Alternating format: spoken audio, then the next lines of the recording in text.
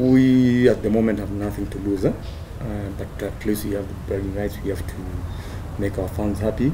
Unaweza sema si mara kwanza derby kwa nje ya Nairobi, shawahi fanyika, lakini ni hapo kitambo awali. Lakini sasa hizi vile kumekuwa watu wamekuwa na ile uzoefu derby kufanyika Nairobi, kwa sasa inaenda nje ya Nairobi. Lakini inaenda pale penye watu wana feel Mafano FC wana feel it's a hostile place.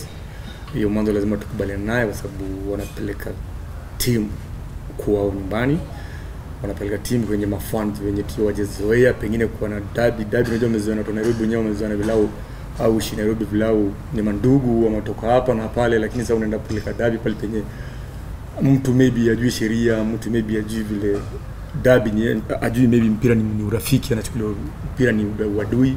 So hiyo ndio kitu kwanza Gor Mahia tunasema waangalie security ya watu, lazima pia ku up to date.